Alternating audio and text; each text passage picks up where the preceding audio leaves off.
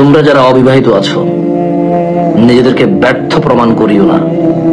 বিয়ে করলে তোমার মেয়ে বাচ্চা হলে মেয়ে শিক্ষিকার কাছে পড়াবা, ছেলে বাচ্চা হলে ছেলে শিক্ষকের কাছে পড়াবা। এমন যেখানে মেয়েদেরকে মেয়েরা পড়ায়, যেখানে ছেলেদেরকে ছেলেরা পড়ায়, সেখানে পড়াবা। যে বালিকা মাদ্রাসায় শিক্ষক পুরুষ, ওটাকে বালিকা মাদ্রাসা বলবা না। কারণ শিক্ষা জাতির মেরুদণ্ড হলে শিক্ষক ওই মেরুদণ্ডর কারিগর। মেয়েদেরকে যুবক, যুবতী মেয়েকে যুবক শিক্ষক পড়াবে পুরুষ, সামনাসামনি দাঁড়িয়ে দুষ্টামি করবে, তামাশা হাসি করবে। এরপর আবার ছাত্রী শিক্ষককে ছাড়া বাঁচবে না, চিঠি লিখবে শিক্ষককে। শিক্ষক বসে বসে বুঝাবে, না তুমি বুঝতেছো না, তোমার একটা লাইফ আছে, শোনো এটা ঠিক না, আমি তোমার শিক্ষক। হ্যাঁ, মানে পড়াবা না, নেভার। তো তাহলে পড়াবো কোথায়?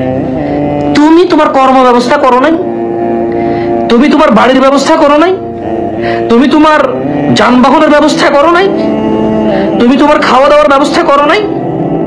তুমি তোমার মেয়ের জন্য ব্যবস্থা করতে হবে। যদি বলো যে আমি পারি না, তাহলে তুমি পারলা না, বাট ব্যবস্থা তো করতে হবে। যেদিন তুমি সিদ্ধান্ত নিবা আমার মেয়ে বাচ্চাকে মেয়ে শিক্ষিকার কাছেই পড়াবো, সেদিন দেখবা এদেশে স্কুল মাদ্রাসাওয়ালারা দুইটা করবে স্কুল, একটা মেয়েদের একটা ছেলেদের। কারণ ও এটাই তার উপার্জনের মাধ্যম, স্কুল মাদ্রাসা পরিচালনা করা।